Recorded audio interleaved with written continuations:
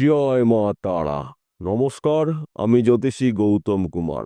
আজকের আলোচনার মূল বিষয় আগামী 15ই জুলাই মঙ্গলবার থেকে 31শে জুলাইয়ের মধ্যে সিংহ লগ্নের সিংহ রাশির জাতক বা জাতিকাদের উন্নতি করার সুবর্ণ সুযোগ আসতে চলেছে। তাই আপনি যদি সিংহ রাশি অথবা সিংহ লগ্নের জাতক বা জাতিকা হয়ে থাকেন, তাহলে বিশেষ করে এই ভিডিওটি না কেটে না স্কিপ করে সম্পূর্ণ দেখার চেষ্টা করবেন, কেননা এই ভিডিওর মধ্যে আমি আপনাদের 10টি শুভ খবর জানাবো। তার পাশাপাশি দুটো বিষয় আপনাকে সতর্ক হতে হবে। যদি আপনি সতর্ক হতে পারেন, তাহলে জুলাই মাসে কোনো বিপদে কিন্তু আপনাকে স্পর্শ করতে পারবে না।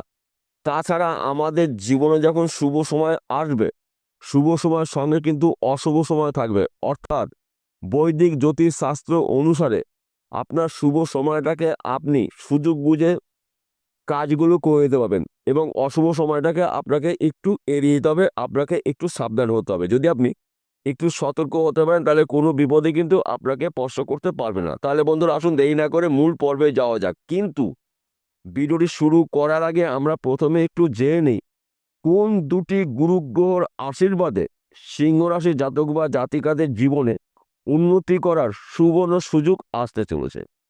আপনি যদি সিংহ রাশির জাতক বা জাতিকা বা দেখেন, আপনার রাশির দশম ঘরে অবস্থান করছে সুখের গ্রহ শুক্র।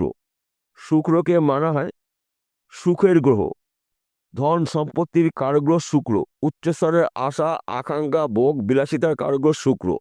শুক্র নির্দেশ করে আমাদের সুখ, শান্তি, সমৃদ্ধি।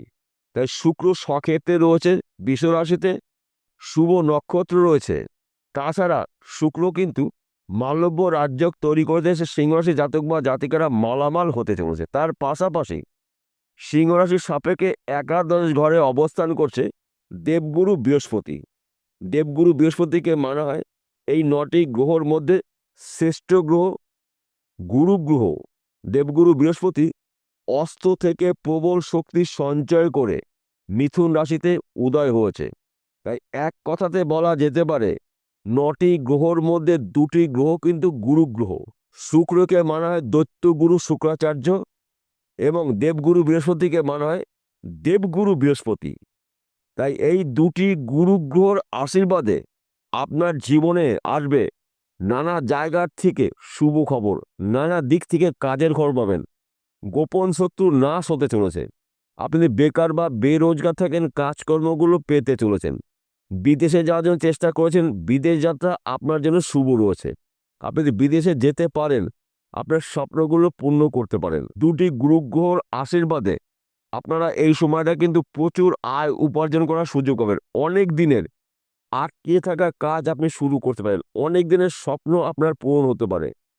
সে যে কোনো স্বপ্ন হতে পারে, ব্যক্তি বিশেষে গাড়ি বাড়ি বিষয় সম্পত্তির মালিক আপনি হতে চলেছেন। তাছাড়া আপনি হয়তো ব্যবসা করছেন, ব্যবসা ক্ষেত্রে কিন্তু আপনার যোগাযোগ মাধ্যমটা বাড়তে চলেছে। পুরনো ব্যবসা চলাকালীন আপনি লাভজনক ব্যবসা শুরু করতে পারেন। তাছাড়া আপনি যে এক্সপোর্ট ইম্পোর্টের বিজনেস করছেন, এই সময়টা কিন্তু আপনার গোল্ডেন সময়। রাতারাতি আপনি কোটিপতি হতে পারেন।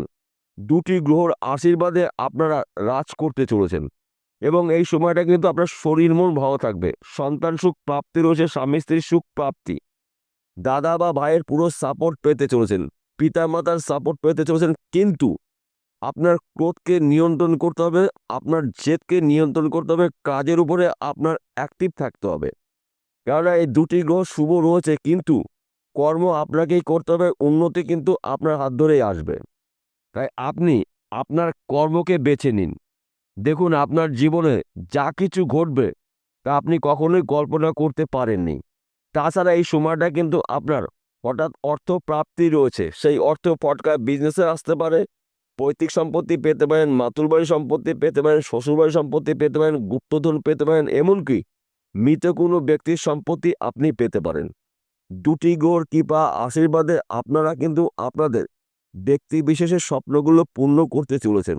তার পাশাপাশি একটি কথা বলছি, দেখুন বন্ধুরা, সিংহ রাশির জাতক বা জাতিকারা পৃথিবীতে লাখ লাখ কোটি কোটি রয়েছে, সবার জন্য কিন্তু একই ফলাফল নাও হতে পারে। কেন এক হবে না?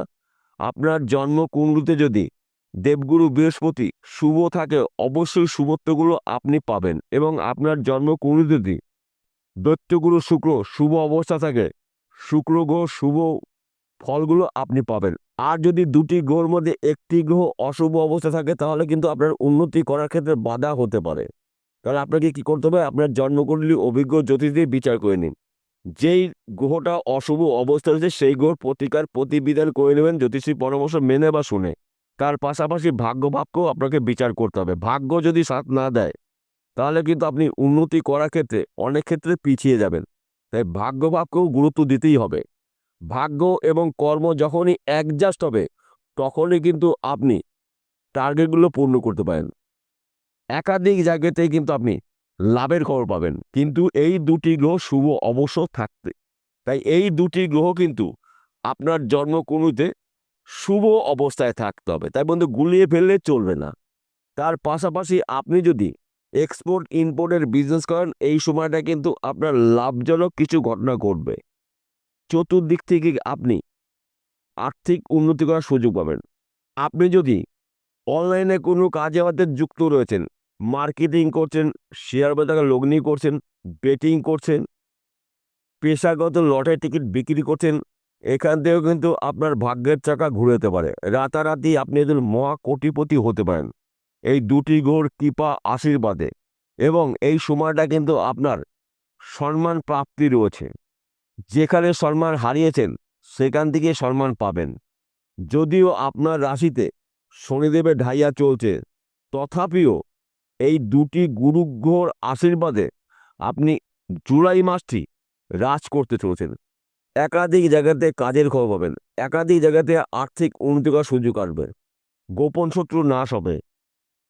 তাছাড়া অনেক দিনের স্বপ্ন পূর্ণ হবে। বাড়ি গাড়ি বিষয় সম্পত্তির মালিক আপনি হতে চলেছেন।